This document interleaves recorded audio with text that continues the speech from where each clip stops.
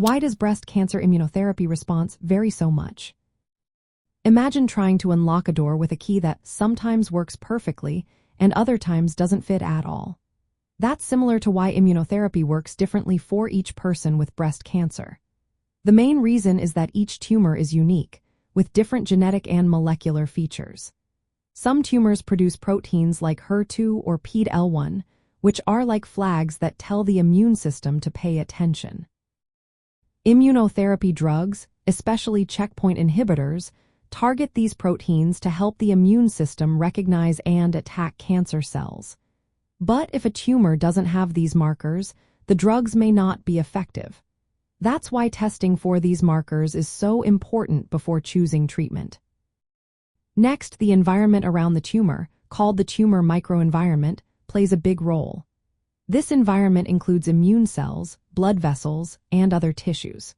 Sometimes, it creates a kind of fortress that keeps immune cells out or suppresses their activity. For example, certain cells releases chemicals that dampen immune responses, making it harder for immunotherapy to work. The physical structure of the tumor can also act as a barrier, preventing immune cells from reaching the cancer.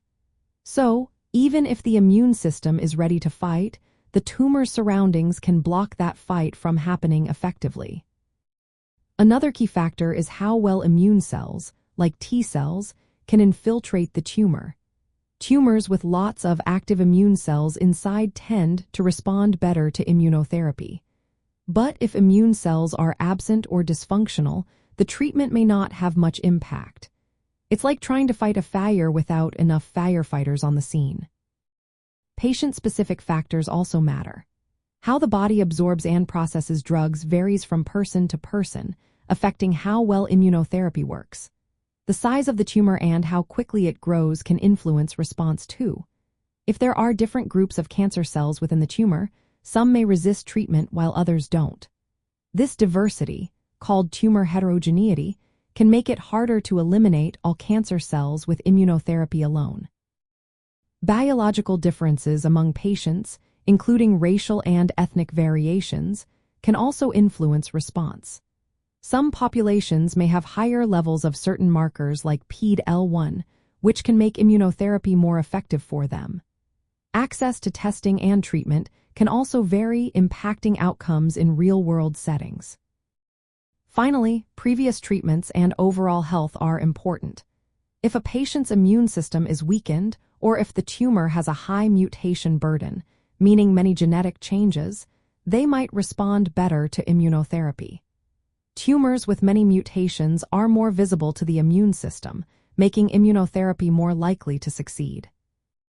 In summary, the reason why immunotherapy works differently for each person with breast cancer involves a complex mix of tumor genetics, the surrounding environment, immune cell presence, tumor diversity, individual biology, and treatment history.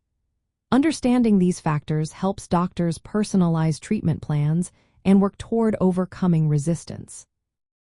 Always remember, for the best outcomes, it's essential to discuss options with healthcare professionals who can tailor therapies to each individual's unique situation.